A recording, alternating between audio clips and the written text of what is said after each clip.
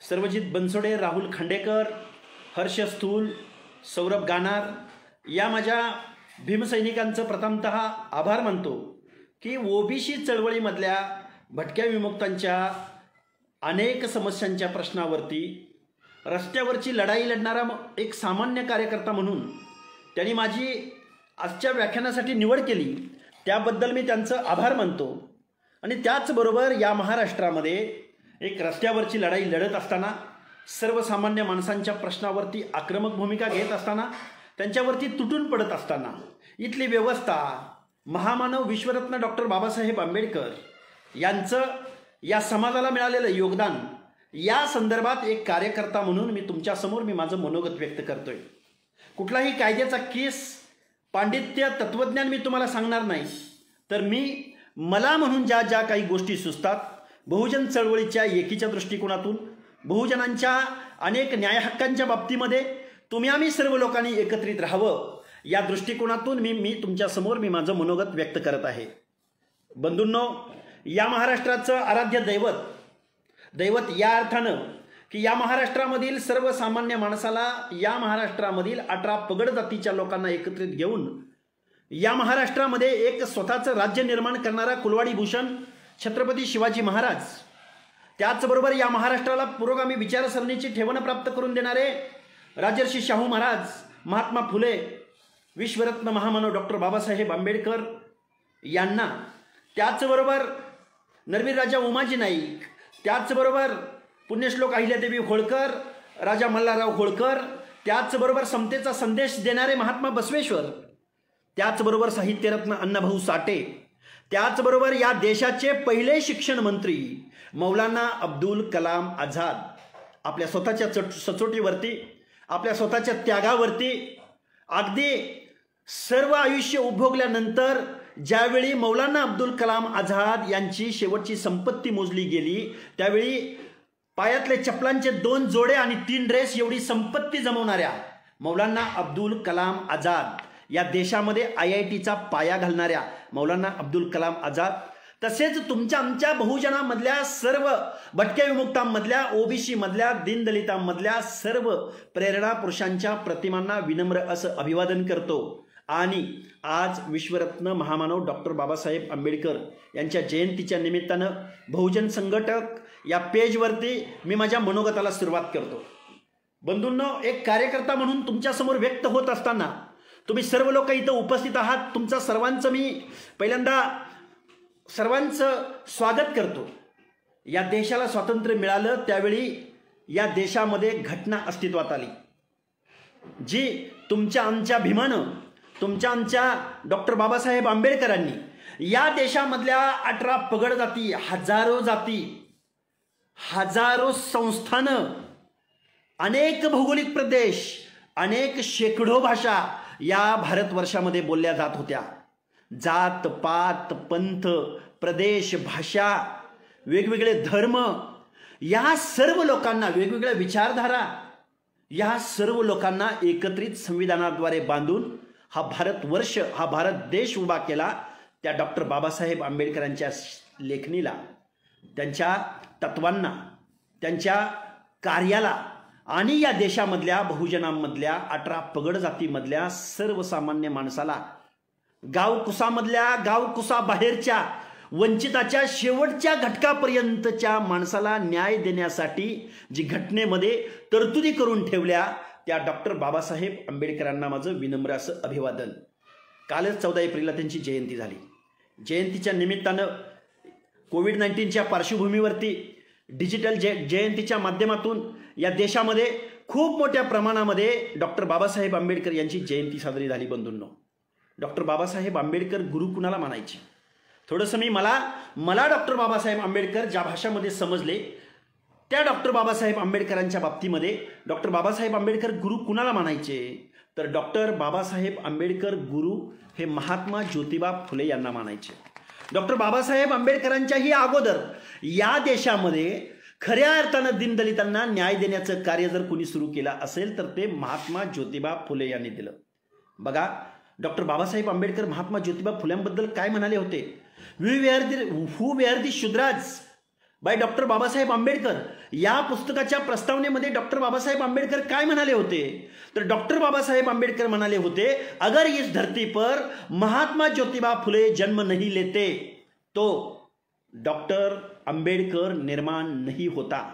म्हणजे डॉक्टर बाबासाहेब आंबेडकरांची महात्मा ज्योतिबा फुले यांच्याबाबतची जी भावना होती ती भावना मी तुमच्यासमोर मांडण्याचा प्रयत्न केला।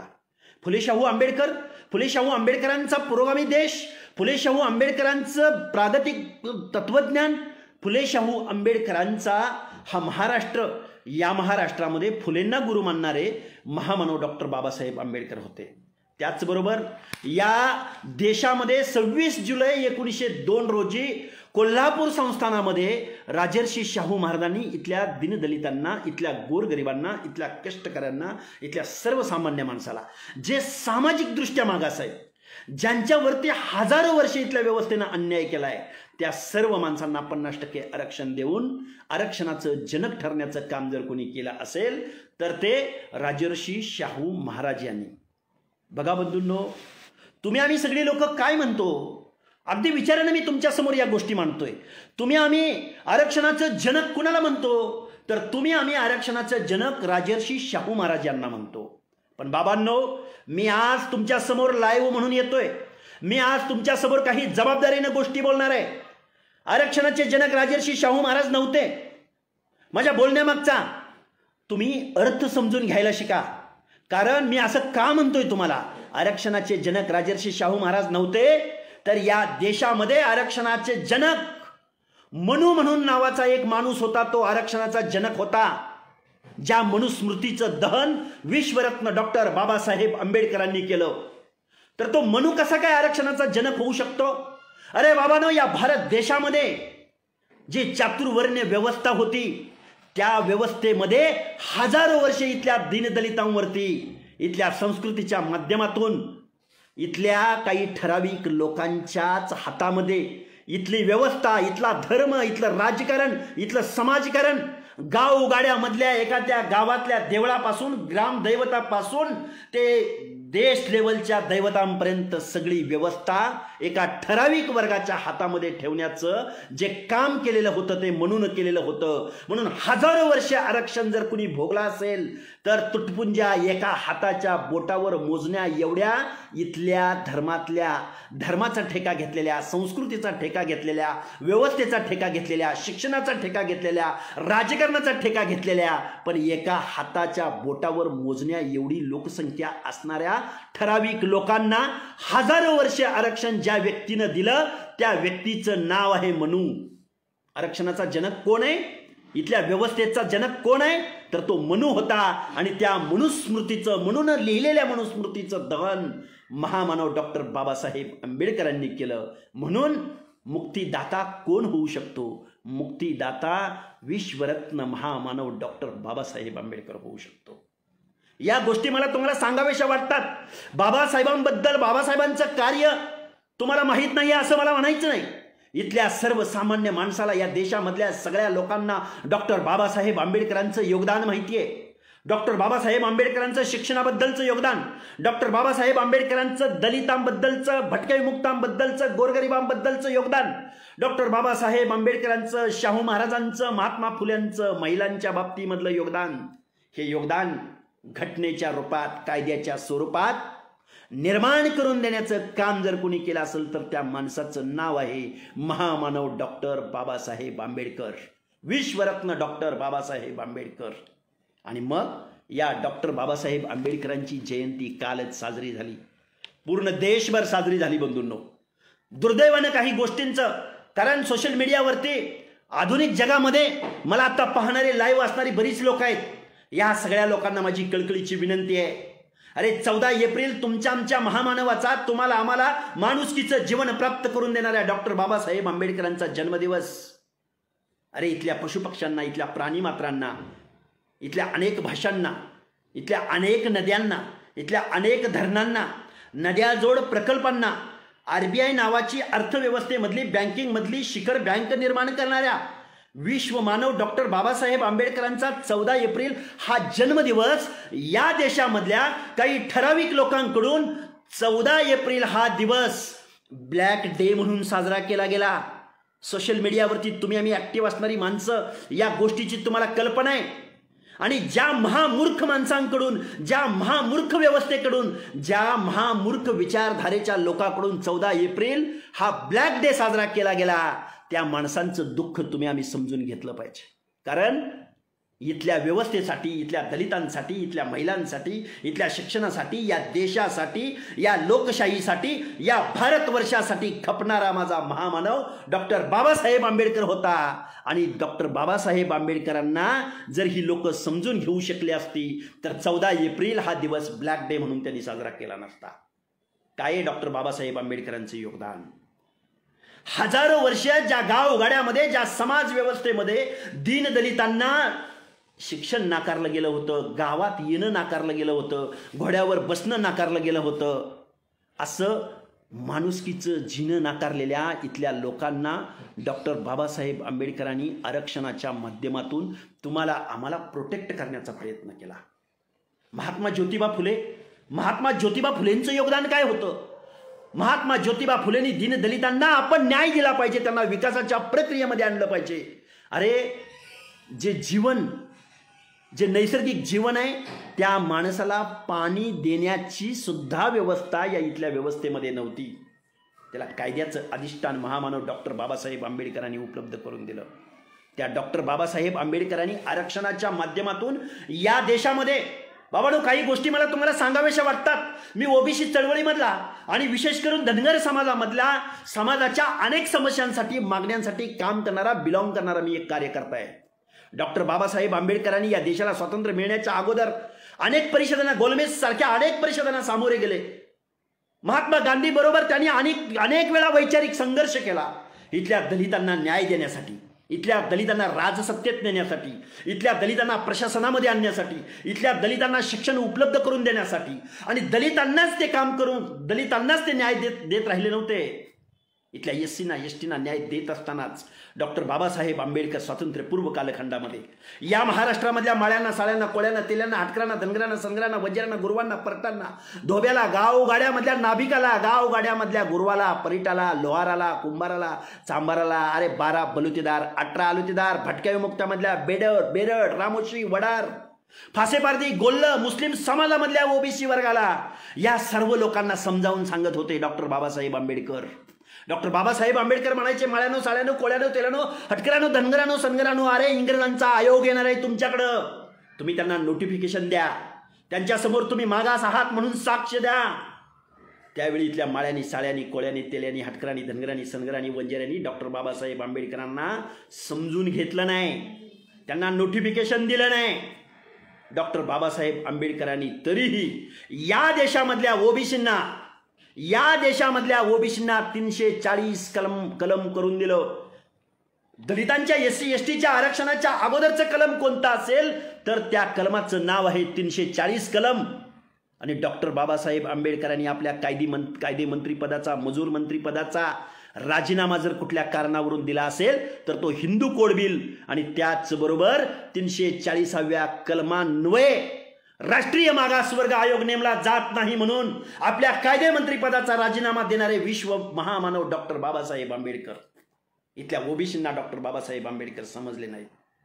आम्हाला मागास म्हणू नका असं काही लोक म्हटली गेली, माळी, साळी, कोळी, तेली, हटकर, धनगर, सनगर।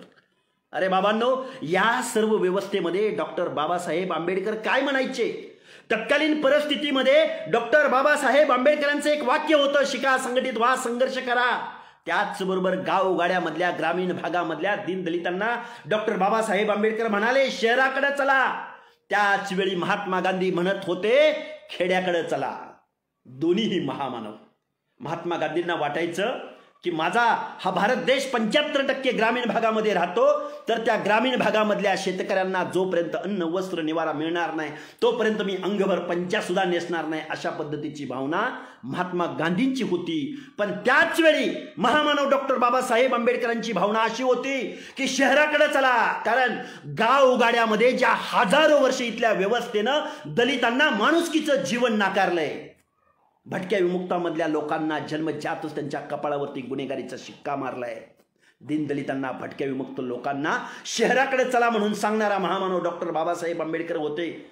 शहराकडे गेल्यानंतर गावगाड्यामधलं हीनतेचं, जातीयतेचं, छूताछूतपणाचं जीवन विसरून लोक शहरामध्ये येतील, शिक्षण घेतील आणि मग वाघिणीचं दूध पेलेली पोरं, वाघिणीचं दूध पेलेली माझी पुढची पिढी गुरगुरल्याशिवाय राहणार नाही, आत्मसन्मान आणि स्वाभिमानानं स्वतःच्या पायावर उभारल्या वाचून राहणार नाही. अशा पद्धतीची भावना डॉक्टर बाबासाहेब आंबेडकरांची होती. म्हणून डॉक्टर बाबासाहेब आंबेडकर म्हणायचे शहराकडे चला.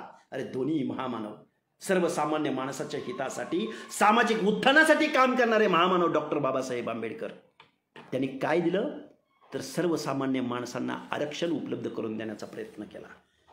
काही शहाणे सुरते माणसं काय म्हणतात, सर्व लोक काय म्हणतात, अरे डॉक्टर बाबासाहेब आंबेडकरांनी आरक्षण दिलं, आमच्या पुढच्या पिढ्या आता परदेशामध्ये गेल्या पाहिजेत. अशा पद्धतीची कोल्हेकोई इथल्या पांढरपेशा वर्गाने सुरू केली. अरे दलित साहित्यामध्ये मोठ्या झालेल्या वाचक चळवळी आता यज्ञकुंडात, या यज्ञकुंडात सामील झालेत. ज्या डॉक्टर बाबासाहेब आंबेडकरांच्या उपकारावरती, त्यांच्या योगदानावरती आज वकील झाले, डॉक्टर झाले, अधिकारी झाले, आमदार झाले, खासदार झाले. अरे ह्या सर्व माणसांचं झालं काय? ह्या सर्व माणसांनी आज केलं काय नक्की? दलित समाजामधली ही काही माणसं आज प्रस्थापित झालेली दिसून येतात. पण आज या देशामध्ये आजही पिछडे पावे सौमे 60, आजही या देशामधले अर्ध्याधिक लोकसंख्या, आजही 75 वर्ष झाल्यानंतर या देशामध्ये तुमच्या आमच्या लोकांना अन्न, वस्त्र, निवारा इथली व्यवस्था पुरवू शकली नाही. या लोकांची कोल्हेकोई काय आहे? आरक्षणामुळे देशाचा घात झाला, आरक्षणामुळे इथल्या देशाची तब्येत बिघडली. या सर्व लोकांना माझं सांगणं आहे, अरे राजा छत्रपती शिवाजी महाराज आणि हिरोजी इंदलकर, वडार समाजामधला माझा माणूस, या माणसानं रायगडाचा चिरांचिरा रचला. त्या राजा छत्रपती शिवाजी महाराजांच्या रायगडाला कधीतरी जाऊन विचारा की माझ्या दलित समाजातल्या माणसानं शारीरिक श्रम असणाऱ्या, शारीरिक ताकद असणाऱ्या आणि बुद्धी असणाऱ्या माझ्या हिरोजी इंदलकरनं ज्या रायगडाच्या पायऱ्या रचल्या, त्या रायगडाचा चिरा सुद्धा आज हल्लेला नाही. त्याचं कौशल्य कुठंतरी लक्षामध्ये घ्या. गावगाड्यामधल्या सुताराचं, अरे लोखंडावरचे घण घालणाऱ्या लोहाराचं, अरे गावगाड्यामधल्या माझ्या दीनदलिताचं कार्य या राष्ट्र निर्माणासाठी, राष्ट्र उद्धारासाठी इथली माणसं खपत असताना काही माणसं म्हणतात आरक्षणामुळे धोका झालाय, आरक्षणामुळे गोची झाल्या. इस्रायलची गुप्तहेर संघटना आहे बाबांनो, अगदी विचारानं तुमच्या समोर हा मुद्दा मांडतोय. इस्रायलची मोसाद नावाची गुप्तहेर संघटना आहे. त्या मोसाद नावाच्या गुप्तहेर संघटनेचा लोगो कुणाचा आहे? माझ्या बेहेरजी नायकाचा आहे. माझ्या बेडर रामोशी समाजामधल्या बेहेरजी नायकाचा मोसाद नावाच्या गुप्तहेर संघटना, इस्रायलची संघटना मोसाद, जगामधली 1 नंबरची गुप्तहेर संघटना आहे. त्या संघटनेचा लोगो माझ्या बेहेरजी नायकांचा आहे. म्हणजे माझ्या दीनदलितामध्ये कौशल्य नाही, माझ्या दीनदलितामध्ये कसब नाही, माझ्या दीनदलितांमध्ये बुद्धिमत्ता नाही. बाबांनो, आरक्षण हे कशासाठी दिलं गेलं?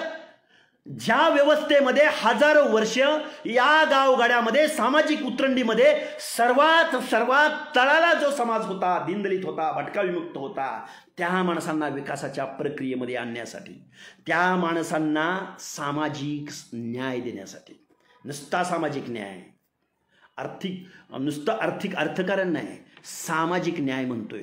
हजारो वर्ष ज्या व्यवस्थेनं डावललं गेलं, हजारो वर्ष ज्या व्यवस्थेनं त्यांचं प्रतिनिधित्व डावललं गेलं, त्या माणसांना प्रतिनिधित्व देण्यासाठी आरक्षण दिलं गेलंय.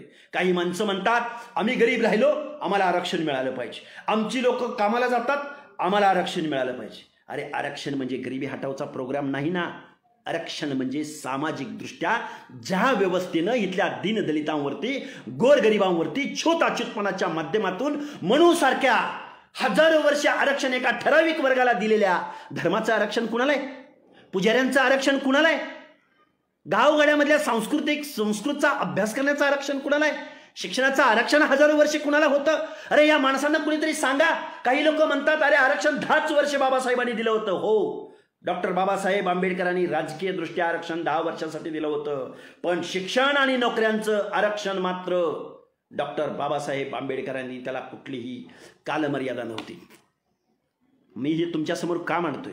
आरक्षणाच्या बाबतीमध्ये काही लोक रोजच काहीतरी बोलताना दिसून येतात. बाबासाहेब, अरे ज्या महामानवाचा काल जन्मदिवस होता, बाबासाहेब गेल्या शतकामध्ये तुम्ही मेलेली जनावरं उचलू नयेत म्हणून पाणी पेटवलं, महाडचं चौदार तळ्याचं पाणी पेटवलं. बाबासाहेब, गेल्या शतकामध्ये मेलेली जनावरे उचलू नयेत म्हणून तुम्ही पाणी पेटवलं. पण आज 2021 मध्ये सुद्धा मिनरल वॉटरवाल्या या पांढरपेशा समाजाला या आरक्षणाचा मूलभूत अर्थ आम्ही कसा समजावून सांगायचा, मूलभूत अर्थ आम्ही कसा समजावून सांगायचा. अरे 5000 वर्ष इथली व्यवस्था ओरबाडून खाणाऱ्या या व्यवस्थेला 5000 वर्ष इथल्या जमीनदार, इथले सरंजामदार, इथले देशमुख, गावचे पाटील, गावचे वतनदार, आमदार, खासदार, व्यवस्थेची मालकी, मक्तेदारी ज्यांच्या हातामध्ये, हजारो वर्ष ज्यांनी प्रॉपर्ट्या जमवल्या, हजारो वर्ष संपत्तीचं केंद्रीकरण केलं. अरे गेल्या 75 वर्षाच्या कालावधीमध्ये आमची दीनदलितांची पोरं आत्ताशा कुठेतरी शिकायला लागलेत, नोकऱ्यामध्ये जायला लागलेत. पण 50 ते 60% लोक शहरामधल्या बकाल अशा झोपडपट्ट्यामध्ये राहत आहेत. त्या झोपडपट्ट्यामध्ये लोकसंख्येचा महापूर येतोय. तिथले सगळ्या मानवी शौचालय असतील, रस्ते असतील, लाईट्स असतील, सामाजिक मानवी निर्देशांक असतील, हे सर्व तिथं थबकतात, ते सर्व तिथं थांबतात. अरे माझ्या मुंबई महानगरामधल्या, पुणे शहरामधल्या मोठमोठ्या झोपडपट्ट्या बघा. अरे माणुसकीचे सगळे मानदंड तिथं संपतात. स्वातंत्र्य, नामदेव ढसाळांची कविता आहे, स्वातंत्र्य, संस्कार, उद्गम. कोणता अर्थ स्वातंत्र्याचा? स्वातंत्र्याच्या कोणत्या घरात राहतो आहोत आम्ही? नामदेव ढसाळांची वेदना कधी इथल्या व्यवस्थेने समजून घेतली तर त्याचं उत्तर नाही. असं बंधूंनो, राजकीय आरक्षणाबाबतीत श्रद्धेय बाळासाहेब आंबेडकरांनी एक वक्तव्य केलं होतं काही महिन्यांपूर्वी की राजकीय आरक्षण संपलं पाहिजे, खरंच संपून टाका एकदाच. अरे ज्या महामानवानं डॉक्टर बाबासाहेब आंबेडकरांनी अरे तुम्हाला, आम्हाला, इथल्या सर्वसामान्य माणसांना, इथल्या बहुजनांना एक मूलमंत्र दिलेला होता, तो मूलमंत्र आम्ही कुठेतरी विसरून गेलेलं दिसतो बंधूंनो. तो मूलमंत्र काय होता? अरे पूर्वी राजा मातेच्या उदरामध्ये जन्माला यायचा, आता राजा मतपेटीद्वारे जन्माला येतो. तेव्हा तुम्हाला राज्यकर्ती जमात बनलं पाहिजे, तुम्ही प्रशासनकर्ती जमात बनलं पाहिजे. डॉक्टर बाबासाहेब आंबेडकर उगाचच म्हणाले होते का? अरे डॉक्टर बाबासाहेब आंबेडकर उगाचच म्हणाले नव्हते, भाषणापुरते म्हणाले नव्हते, निवडणुकीला उभे राहिले म्हणून तुम्हाला राज्यकर्ती जमात व्हा म्हणाले नव्हते. अरे डॉक्टर बाबासाहेब आंबेडकरांनी सर्वसामान्य माणसाच्या मताला या लोकशाहीच्या माध्यमातून लाख मोलाची किंमत उपलब्ध करून दिली होती, प्राप्त करून दिली होती. या देशामधला टाटा, बिर्ला, अंबानी, बजाज, अरे यांच्या मताला जेवढी किंमत आहे तेवढीच माझ्या कष्टकऱ्याच्या, दीनदलिताच्या, झोपडीमधल्या, गावकुसामधल्या शेवटच्या माणसाच्या मताला सुद्धा तेवढीच किंमत प्राप्त करून दिली होती. फक्त ते मतदान तुम्हाला प्रॉपर आणि डोकं, बुद्धी शाबूत ठेवून त्या मताचा वापर करायचा होता बंधूंनो. पण आम्ही हे सगळं विसरून गेलो बंधूंनो.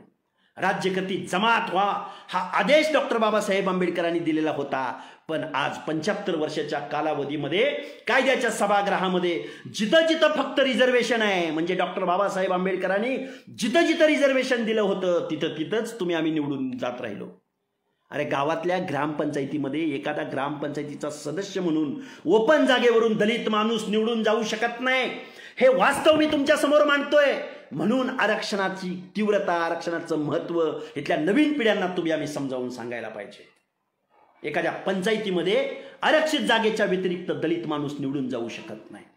काय झालं गेल्या 75 वर्षाच्या कालावधीमध्ये? गेल्या 75 वर्षाच्या कालावधीमध्ये या महाराष्ट्राचा पहिला मुख्यमंत्री यशवंतराव चव्हाण, खरं तर स्वर्गीय माणसांवरती बोलायचं नसतं, बोललं नाही पाहिजे. डॉक्टर बाबासाहेब आंबेडकरांनी इथल्या दीनदलितांना आरक्षण दिलं गेलंय. अरे माझ्या कार्यकर्त्यांना मी काय देऊ म्हणून सहकाराच्या माध्यमातून प्रत्येक तालुक्याला, सहकाराच्या माध्यमातून कारखाने, सूतगिरण्या, सोसायट्या. अरे सहकारामध्ये एखाद्या माणसानं फ्रॉड केला तर तिथली सहकाराचे कायदे सुद्धा त्यांना कुठं कोर्टामध्ये किंवा तुरुंगामध्ये टाकलेले दिसून येत नाही. यशवंतराव चव्हाणांनी ते केलं. त्यानंतर वसंतदादा पाटलांनी इथल्या शिक्षण व्यवस्थेमध्ये प्रायमरी शिक्षण सरकारच्या हातामध्ये असताना हायर एज्युकेशनचं खाजगीकरण करून हायर एज्युकेशनमध्ये मग मेडिकल असेल, इंजिनिअरिंग असेल, अजून कुठला असेल, हे सगळं शिक्षण प्रायव्हेटायझेशन करून सरकारी मोठमोठ्या पुढाऱ्यांच्या हातामध्ये दिलं की जिथं दीनदलित पोचला नाही पाहिजे, जिथं भटका विमुक्त पोचला नाही पाहिजे, आणि जरी पोचला तर त्याला फी परवडली नाही पाहिजे, अशा पद्धतीचं प्रावधान वसंतदादा पाटलांनी करून ठेवलं. आणि त्यांच्यावरती कडी म्हणून की काय शरदचंद्रजी पवार आणि त्यांच्याबरोबरचे समकालीन सगळे नेते. अरे वसंतदादा पाटलांनी कारखाने काढले, विखे पाटलांनी कारखाने काढले, सहकाराविना नाही उद्धार म्हणाले. पण या महाराष्ट्राच्या व्यवस्थेमध्ये, या देशाच्या व्यवस्थेमध्ये शरदचंद्रजी पवार यांच्या पिढीनं मात्र अरे सहकारी साखर कारखाने सुद्धा मोडून खाल्ले. आणि आता खाजगी कारखान्यांचं पेव सुटलंय. खाजगी कारखान्यांचं, सहकारी साखर कारखाना विकत घ्यायचा आणि खाजगी कारखाना सुरू करायचा. प्रत्येक तालुक्याला सत्तेमधून पैसा, पैसेमधून सत्ता आणि परत निवडणुका जिंकायच्या आणि इथं कायद्याच्या सभागृहामध्ये जायचं. डॉक्टर बाबासाहेब आंबेडकरांना हे अपेक्षित नव्हतं. अरे बहुजनामधल्या सर्व लोकांना माझी कळकळीची विनंती आहे. ओबीसी मधल्या 52% लोकांना माझी कळकळीची विनंती आहे. अरे बाबांनो, बहुजनांनो, एक व्हा. बहुजन तुम्ही आम्ही सर्वजण आहोत. इथल्या यशवंतराव चव्हाणांच्या जेदे चवळकरांची ती एक चळवळ ब्राह्मण आणि ब्राह्मणेतर चळवळी तर राबली गेली. त्या चळवळीचा लोगो काय होता? अरे तुम्हा आम्हा बहुजनांना, सगळ्या लोकांना ब्राह्मणांची भीती घालून इथल्या आपला मोठा बंधू असणाऱ्या गावगाड्यामधल्या राज्यकर्त्या जमातीनं तुमच्या आमच्या मताचा वापर केला. त्या सत्तेमधून पैसा निर्माण केला. गावगाड्यामधल्या सोसायटीच्या चेअरमन पासून ते आमदार, खासदार, बँकांचे चेअरमन, चिलिंग प्लॅन्टचे चेअरमन, कारखान्यांचे चेअरमन, इथली सगळी व्यवस्था म्हणजे निवडणुका जिंकण्याची साधनं, निवडणुका ज्या पैशामधून जिंकल्या जातात ती साधनं यांच्या हातामध्ये ठेवली आणि तुम्हाला आम्हाला मात्र या लोकशाहीचं बटीक बनवलं. म्हणून डॉक्टर बाबासाहेब आंबेडकरांचे खरे चेले असाल, डॉक्टर बाबासाहेब आंबेडकरांचे खरे सैनिक असाल तर या गोष्टीचा विचार तुम्ही आम्ही कधी करायला शिकलं पाहिजे. डॉक्टर बाबासाहेब आंबेडकरांना तुम्ही आम्ही समजू शकलो नाही. महात्मा फुल्यांना तुम्ही आम्ही समजून घेऊ शकलो नाही. अरे ज्या आरक्षणाचे जनक अलीकडच्या कालावधीमधले दीनदलितांसाठी, गोरगरिबांसाठी इथली व्यवस्था ओपन करण्याचं काम ज्या राजर्षी शाहू महाराजांनी केलं, त्या राजर्षी शाहू महाराजांना या महाराष्ट्रामधल्या पुढाऱ्यांनी, दरकदारांनी, सरंजामदारांनी, या गावगाड्यामधल्या पाटील देशमुखांनी काय म्हणून नावं ठेवली? राजर्षी शाहू महाराजांना म्हणाले हे महाराजांचे पुढारी आहेत. विचारानं बोलतोय, जबाबदारीनं बोलतोय. राजर्षी शाहू महाराज हे दलितांचे नेते आहेत. अरे राजर्षी शाहू महाराजांना राजर्षी ही पदवी दिली कोणी? राजर्षी शाहू महाराजांना राजर्षी ही पदवी उत्तर प्रदेशमधल्या कानपूरमधल्या कुर्मी महासंघानं दिली.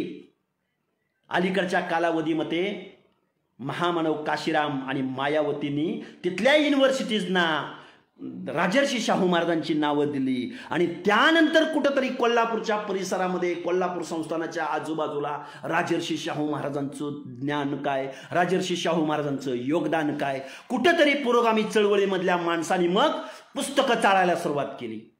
म्हणजे ज्या बाबासाहेबांना तुम्ही आम्ही समजून घेऊ शकलो नाही, राजर्षी शाहू महाराजांना तुम्ही आम्ही समजून घेऊ शकलो नाही, महात्मा फुल्यांना तुम्ही आम्ही समजून घेऊ शकलो नाही, महामानव काशीरामजींना तुम्ही आम्ही समजून घेऊ शकलो नाही, बीपी मंडलांची काल पुण्यतिथी झाली 13 तारखेला, त्यांना तुम्ही आम्ही समजून घेऊ शकलो नाही. या महाराष्ट्रामधल्या फुले शाहू आंबेडकरांचा वापर, विचार, फुले शाहू आंबेडकरांचं नाव निवडणुका जिंकण्यासाठी इथल्या व्यवस्थेनं घेतलं. नाव फुले शाहू आंबेडकरांचं घेतलं, पण राजकारण मात्र पावण्या रावळ्यांचं केलं.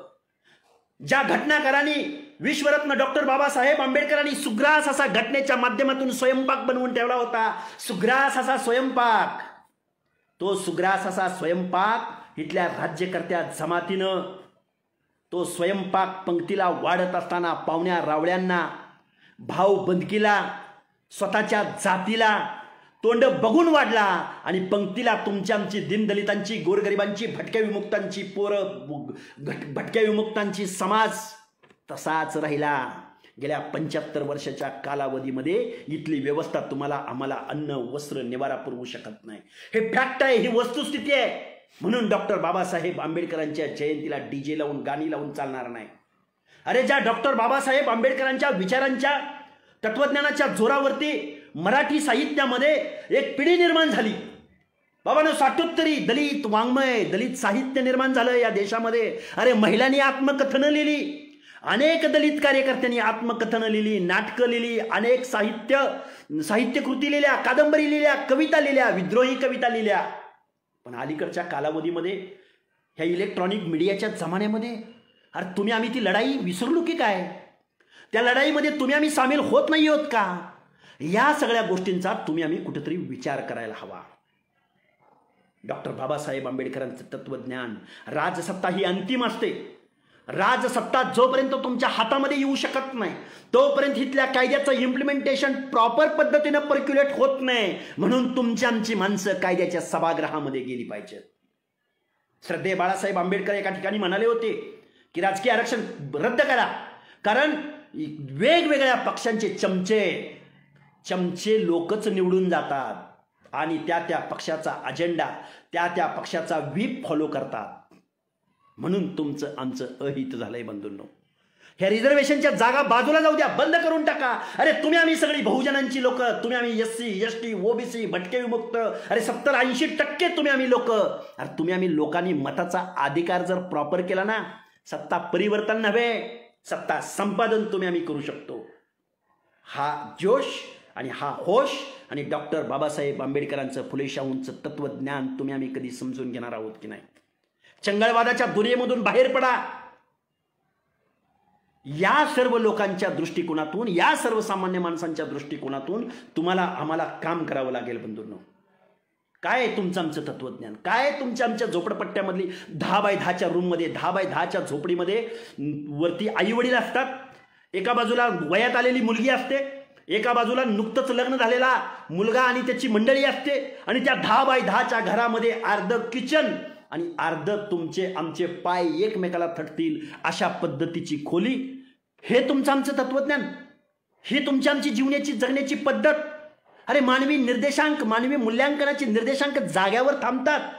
अरे 150 देशाच्या यादीमध्ये युनोच्या अरे मानवी मूल्यांच्या दृष्टिकोनातून आपला देश 138व्या क्रमांकावर जातो. डॉक्टर बाबासाहेब आंबेडकरांना हे अपेक्षित होतं. संविधानाच्या माध्यमातून दीनदलितांना शिक्षणाच्या माध्यमातून, गोरगरिबांना शिक्षणाच्या माध्यमातून त्यांचा विकास झाला पाहिजे, यासाठी घटना निर्माण केली गेली. पण आजची परिस्थिती काय आहे? अरे तुम्ही आम्ही या सर्व गोष्टीला जबाबदार आहोत. तुम्ही आम्ही तुमच्या आमच्या मताचा उपयोग प्रॉपर करत नाही, व्यवस्थित करत नाही. केशव मेश्रामांनी एका कवितेमध्ये म्हणून ठेवलं होतं, मी एक चळवळीमधला कार्यकर्ता आहे, रोजच्या लढाईमधला कार्यकर्ता आहे. केशवराव मेश्राम काय म्हणाले होते? अरे तुमच्या आमची लोक आजही जेनेटिक दृष्ट्या आजही तुम्ही गुलामगिरी पाहता, आजही एखाद्या मतदारसंघामध्ये हुजूर म्हणता. अरे डॉक्टर बाबासाहेब आंबेडकरांच्या लाख मोलाच्या मताचा कधी तुम्ही प्रॉपर उपयोग करणार आहात की नाही? केशव मेश्राम त्यांच्या कवितेमध्ये एका ठिकाणी म्हणतात, साहित्यिक मूल्यांच्या दृष्टिकोनातून मी तुम्हाला ती गोष्ट सांगतो. साल्या तुकडावर भाकरीसाठी गाडीवर लाकडं फोडशील काय? साल्या तुकडावर भाकरीसाठी गाडीवर लाकडं फोडशील काय? चिंदूक नेसल्या आईच्या पटकुरानं घामेजलेलं शरीर पुसशील काय? अरे बापाच्या बेडीकाडीसाठी भावा बहिणीची हाडके झिजवशील काय? त्याच्या दारूसाठी भडवेगिरी करशील काय? काय या कवितेचा अर्थ काय आहे? अरे बाबांनो, तुम्ही आम्ही सगळ्या लोकांनी शिक्षण घेतलं पाहिजे. तुम्ही आम्ही सगळ्या लोकांनी डॉक्टर बाबासाहेब आंबेडकरांच्या योगदानाचा अर्थ समजून घेतला पाहिजे. अरे तुमच्या आमच्या पोरांनी सुद्धा आमदार खासदार झालं पाहिजे ना, तुमच्या आमच्या पोरांनी सुद्धा या राज्याचा मुख्यमंत्री झाला पाहिजे ना. का होऊ शकत नाही? एखाद्या पक्षाच्याच कार्यकर्त्याला रिझर्वेशन मधून तो तिथं निवडून जातो आणि त्या पक्षासाठी काम करतो. एक उदाहरण सांगतो, ओबीसीच्या बाबतीमध्ये सध्याच्या स्टँडिंग लोकसभेमध्ये 136 खासदार ओबीसीचे आहेत, वेगवेगळ्या पक्षाचे खासदार आहेत. पण हे त्या लोकसभेमध्ये तोंड उघडत नाहीत, कारण ते वेगवेगळ्या पक्षाचे खासदार आहेत. तेच नरेंद्र मोदी 136 ओबीसीचे खासदार असताना नरेंद्र मोदी ओबीसीची जातनिहाय जनगणना करत नाही. ही फॅक्ट आहे, ही वस्तुस्थिती आहे. म्हणून राजकीय आरक्षण कॅन्सल होऊन जर राजकीय आरक्षण ठेवायचंच असेल, बंधूंनो थोडंसं विचारानं बोलतो तुमच्याशी, राजकीय आरक्षण ठेवायचंच असेल, जिथं जिथं रिझर्वेशनच्या आमदारकीच्या खासदारकीच्या जागा आहेत तिथं पहिल्यांदा फक्त दलितांचं मतदान घ्या आणि दलितांनी निवडलेल्या प्रतिनिधीला त्या पक्षाने तिकीट द्यावं आणि मग सर्वांचं सर्वसमावेशक मतदान घेऊन त्या माणसाचं लोकप्रतिनिधित्व या देशाच्या संसदेमध्ये राज्याच्या कायद्याच्या सभागृहामध्ये जावं. कुठल्या तरी पक्षाने एखाद्या गाडीचा ड्रायव्हर, एखाद्या आमदाराचा ड्रायव्हर, माझा मतदारसंघ राखीव झालाय म्हणून हातातला माणूस उभा करायचा, त्याला इथल्या दलितांचं, इथल्या चळवळींचं, इथल्या गोरगरिबाचं कुठलंही देणं घेणं नसतं. त्या पक्षाचा कार्यकर्ता असतो, तो झेंडा वागवणारा कार्यकर्ता असतो, त्या माणसाला तुम्ही आम्ही डोळं झाकून निवडून द्यायचं आणि मग तो त्या पक्षाच्या विपोवरती काम करत राहतो. बंधूंनो, काही गोष्टी खरोखरच बोलण्यासारख्या आहेत. काही गोष्टी तुम्हाला आम्हाला या सगळ्या गोष्टींना सगळ्या लोकांनी एकत्रित येऊन विचार केला गेला पाहिजे. आज काय परिस्थिती आहे या देशामध्ये? सगळ्या दृष्टिकोनातून तुम्ही आम्ही विश्वरत्न महामानव डॉक्टर बाबासाहेब आंबेडकरांच्या विचारानं तुम्ही आम्ही सगळ्या लोकांनी एकत्रित आलं पाहिजे. डॉक्टर बाबासाहेब आंबेडकरांचं विचार समजून घेतला पाहिजे. डॉक्टर बाबासाहेब आंबेडकर, आजकाल काही लोक आरक्षणाचा अर्थ काय घेतात? आरक्षण म्हणजे नोकरीसाठी, नोकरी, आरक्षण म्हणजे नोकरी. आजकाल उठसूट कोणीही आरक्षण मागतंय. अरे ज्या गावगाड्यामध्ये आरक्षणाचा मूलभूत अर्थ काय आहे? घटनेमध्ये आरक्षणाचं काय तत्वज्ञान काय सांगितलं गेलंय? सामाजिक न्यायासह समता प्रस्थापित करण्यासाठी आरक्षण दिलं गेलंय. आरक्षण म्हणजे गरिबी हटावचा प्रोग्राम नाही. गरिबी हटवण्यासाठी अनेक योजना आहेत ना. ग्रामीण भागातल्या शेतकऱ्यांच्या, माणसांच्या, लोकांची गरिबी हटवण्यासाठी पंचायत राज आहे. पंचायतीच्या माध्यमातून, जिल्हा परिषदेच्या माध्यमातून अनेक योजना राबवल्या जातात. अरे BPL, बिलो पॉवर्टी लाईन आहे ना गरिबांसाठी. बरं, ह्याच्याही पलीकडे जाऊन आता केंद्रामध्ये नरेंद्र मोदी सरकारने 10% आर्थिकदृष्ट्या मागासांना घटनेमध्ये कुठलीही तरतूद नसताना घटना दुरुस्ती करून 102वी 103वी घटना दुरुस्ती करून आर्थिक मागासांना 10% आरक्षण दिलंय.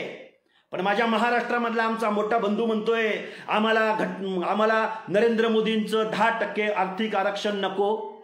इकडं म्हणतात की आम्ही गरीब राहिलो, आम्ही रोजगार हमीच्या कामावरती जातो, आमच्यावरती ओबीसींनी आणि इथल्या दलितांनी अन्याय केला, इथली अॅट्रॉसिटी कॅन्सल झाली पाहिजे. अरे अॅट्रॉसिटी फक्त तुमच्याच विरोधामध्ये कशी लागती? गावगाड्यामध्ये तुमचीच ओरड कशी?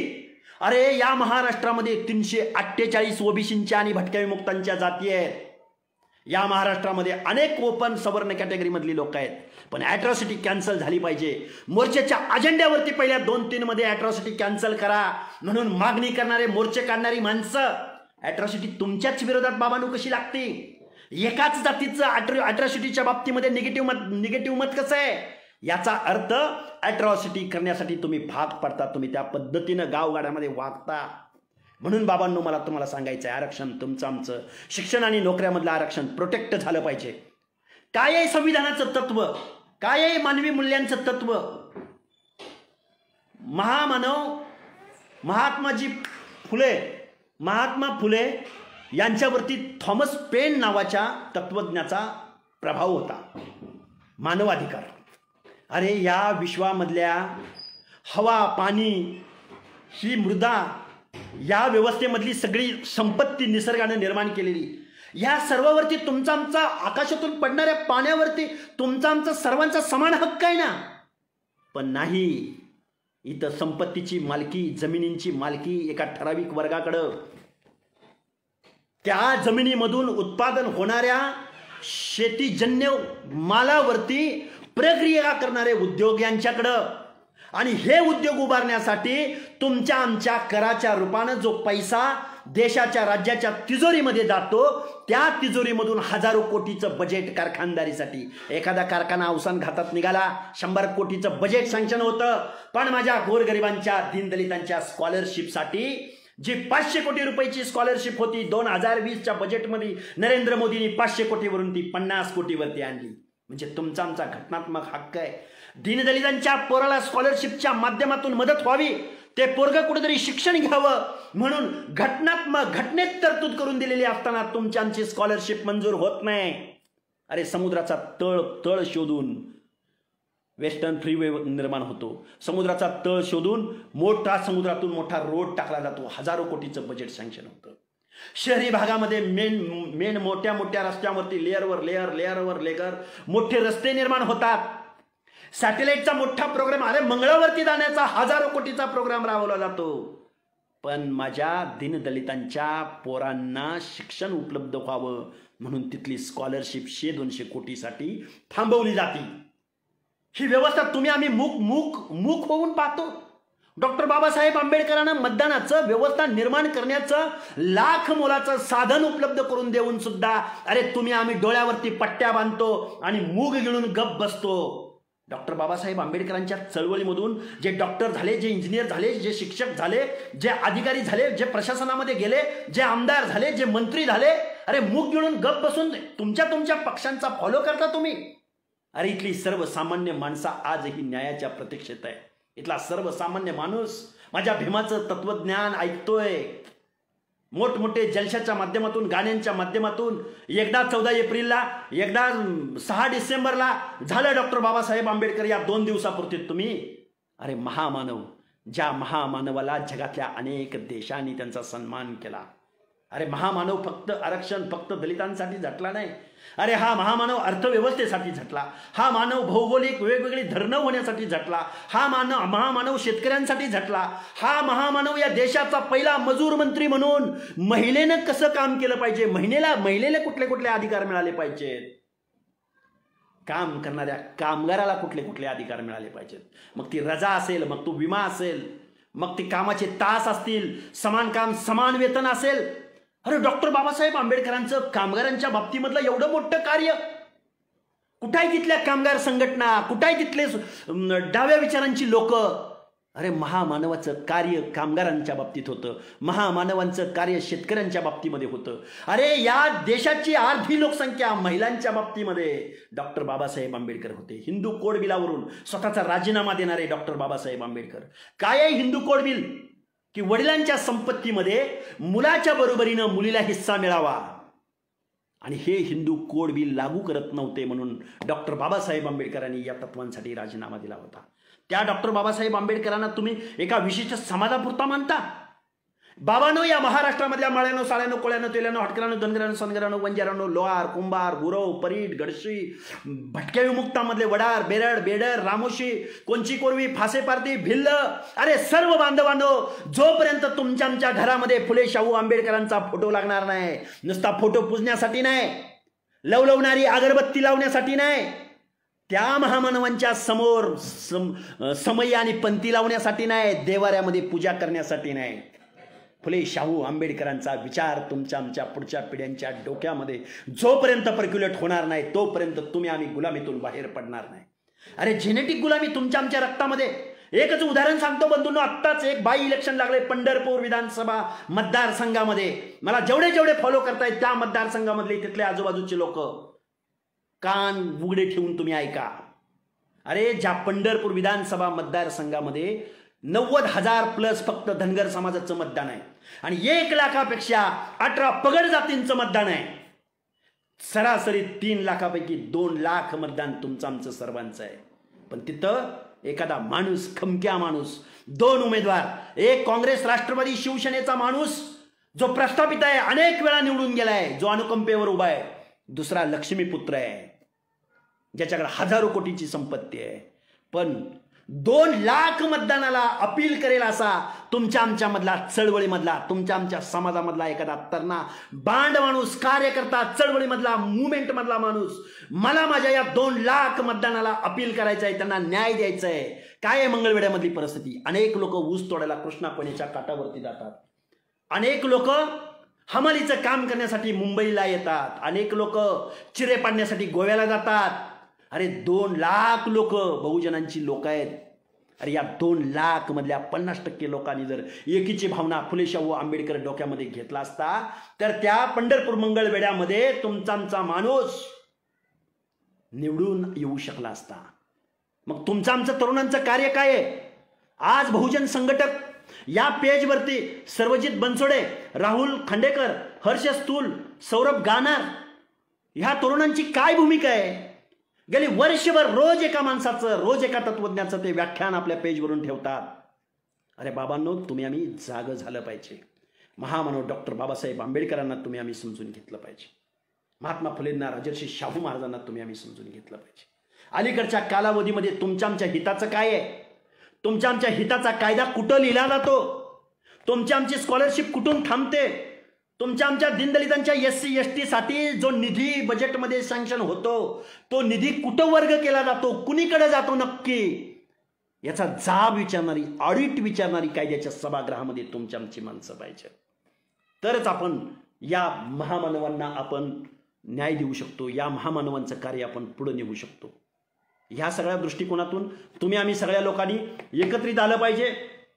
या सगळ्या लोकांना एकत्रित आणून इथून पुढच्या कालावधीमध्ये या महाराष्ट्रामधला बहुजन, या महाराष्ट्रामध्ये काय आहे, या महाराष्ट्रामध्ये ज्या फुले शाहू आंबेडकरांनी जन्म घेतला, या महाराष्ट्रानं पुरोगामी विचार ज्या देशाला दिला गेला, अरे नॉर्थमध्ये बहुजनांची सरकार येतात, समाजवाद्यांची सरकार येतात, साऊथमध्ये त्या पद्धतीने डाव्या पुरोगामी विचारांची सरकार येतात, फुले शाहू आंबेडकरांना मानणाऱ्या नेत्यांची पक्षांची विचारधारेची सरकार येतात.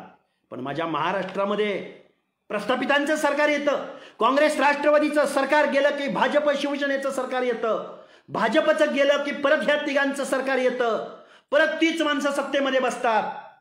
अरे इथल्या राज्यकर्त्या जमातीनं ज्यांचं सरकार आलं त्या सरकारमध्ये प्रवेश करायचे, त्या सरकारमध्ये पक्षांतर करायची, सत्ता मात्र ताब्यात ठेवायची. तुमचं आमचं काय? तुम्ही आम्ही शिक्षण नोकऱ्यामध्ये कटोरा घेऊन भीक मागतो, आमची स्कॉलरशिप मंजूर करा, आमच्या शिक्षकांची नोकर भरती करा, एमपीएससीची परीक्षा वेळेवरती होऊ द्या. आमच्या सगळ्या 80% लोकांनी जायचं कुठं? अरे एमपीएससीची 6 वेळा परीक्षा, तब्बल 6 वेळा परीक्षा पुढे ढकलली जाते. अरे तुम्ही आम्ही बहुजनांची नेते नक्की करतात काय? काही ठराविक झुंडशाहीच्या लोकांच्या संघटनांच्या जोरावरती इथले 7-8 वर्षापासून शिक्षकांची नोकर भरती होत नाही, पोलिसांची नोकर भरती होत नाही. अरे प्रशासनामधल्या नोकऱ्या सोडल्या, 5-10% नोकऱ्या सोडल्या तर 90% खाजगीकरण झाले. वेगवेगळ्या उद्योग आणि व्यवसायामध्ये हजारो लोक कामगार काम करतात. कामगार कायदा तिथं इम्प्लिमेंट होतो का? तिथं रिझर्वेशन 90% कामगार, आज तिथं रिझर्वेशन पाळलं जात नाही. त्याविषयी तुम्ही आम्ही आवाज उठवणार आहोत का? घटनेचं मूलभूत तत्व इथल्या कामगारांना न्याय देण्याचं आहे. घटनेचं मूलभूत तत्व इथल्या कष्टकऱ्यांना रोजगार उपलब्ध करून द्यायचं आहे. पण हे होताना दिसत नाही. इथले पुढारी, कारखानदारी, दुधांच्या व्यवस्थेमध्ये, इथल्या बँकिंगमध्ये, इथल्या सोसायट्यांमध्ये वेगवेगळ्या सत्तेच्या साधनामधून निवडणुका जिंकण्याचं, निवडणुकीपुरतं लोणच्यासारखा तुमचा आमचा वापर होतो, बहुजनांचा वापर होतो, आणि तुम्ही आम्ही मूग गिळून गप्प बसतो. या सर्व दृष्टिकोनातून फुले शाहू आंबेडकरांना तुम्ही आम्ही समजून घेऊया. या महाराष्ट्रामध्ये, या देशामध्ये काय आहे? नरेंद्र मोदी जागतिक लेवलला जगामधल्या वेगवेगळ्या देशामध्ये भारत देश महासत्ता आहे, लय मोठ्या मोठ्या भाषेमध्ये मोठ्या मोठ्या गप्पा मारतात. माझा देश महासत्ता आहे म्हणतात. मानवी मूल्यांकाच्या निर्देशानुसार 150 म्हणजे 138व्या क्रमांकावरती भारत देश जातो.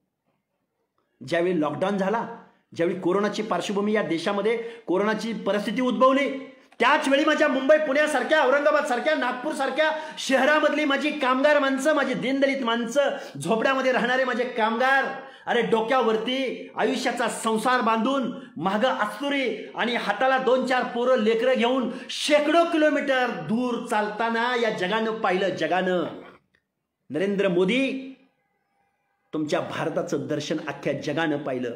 हजारो मैल इथला कामगार चालत गेला, हजारो मैल. त्यांना तुम्ही बेसिक गरजा सुद्धा उपलब्ध करून देऊ शकला नाही. त्यांना तुम्ही अन्न उपलब्ध करून देऊ शकला नाही. त्यांना तुम्ही निवाऱ्याची 1.5 महिन्याची राहण्याची सोय उपलब्ध करून देऊ शकला नाही. ही या भारत देशाची वास्तव परिस्थिती आहे. डॉक्टर बाबासाहेब आंबेडकरांना हे अपेक्षित नव्हतं.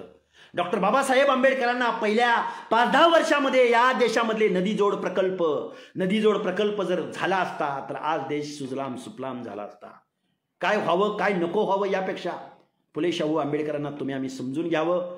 आणि बहुजन संघटकच्या माध्यमातून मला बोलण्याची संधी सर्वजित बनसोडे, राहुल खांडेकर, अर्श स्थूल, सौरभ गानार यांनी दिली. त्याबद्दल त्यांचं मी आभार मानतो. आणि एक चळवळीमधला कार्यकर्ता, एक बहुजनांसाठी ओबीसींची चळवळ या महाराष्ट्रामध्ये पुढे नेण्याची एक मोठी महत्वाकांक्षा मनामध्ये ठेवून रोजच्या लढाईमध्ये संघर्ष करणारा कार्यकर्ता म्हणून तुम्ही मला माझं मनोगत व्यक्त करण्यासाठी जी संधी दिलीत त्याबद्दल मी तुमचं आभार मानतो. आणि परत एकदा 11 एप्रिलला तात्यासाहेब महात्मा फुले यांच्या जयंतीच्या निमित्तानं, त्याचबरोबर 13 एप्रिलला बिंदेश्वरी प्रसाद मंडल, ज्या मंडल आयोगाच्या माध्यमातून ओबीसी भटक्या विमुक्तांना आरक्षणाचा अभ्यास केला गेला आणि जो राष्ट्रीय मागासवर्ग आयोगाच्या माध्यमातून डॉक्टर बाबासाहेब आंबेडकरांच्या 340व्या कलमाच्या माध्यमातून इथल्या ओबीसींना आरक्षण देण्याचं काम केलं, त्या बीपी मंडलांच्या स्मृतींना. आणि त्याचबरोबर 14 एप्रिलला महामानव विश्वरत्न डॉक्टर बाबासाहेब आंबेडकर, या देशाचे या राष्ट्राचा निर्माता, या राष्ट्रामधला सर्वश्रेष्ठ महामानव म्हटलं तरी काही वावगं ठरू नये, या विश्वरत्न महामानव बोधिसत्व डॉक्टर बाबासाहेब आंबेडकरांच्या जयंतीच्या निमित्तानं मी त्यांना विनम्र असं अभिवादन करतो. इथल्या ओबीसींच्या वतीनं, इथल्या भटक्या विमुक्तांच्या वतीनं, सर्वांच्या वतीनं मी त्यांचं हार्दिक शुभेच्छा देतो त्यांच्या जन्मदिनाच्या निमित्तानं. आणि तुम्ही आम्ही सगळेजण लोक अतिशय सजग पद्धतीनं इथली समाज व्यवस्था निर्माण करूया. ही खरी जबाबदारी इथल्या तरुणांच्या डोक्यावरती आहे, तरुणांच्या शिरावरती आहे. तुम्ही आम्ही सगळेजण लोक तुमच्या आमच्या दृष्टिकोनातून बहुजन सगळे एक झाले तर या महाराष्ट्रामध्ये, या देशामध्ये परिवर्तन व्हायला वेळ लागणार नाही. तेव्हा बंधूंनो, धन्यवाद. जय भीम, जय ज्योती, जय क्रांती, जय मल्हार.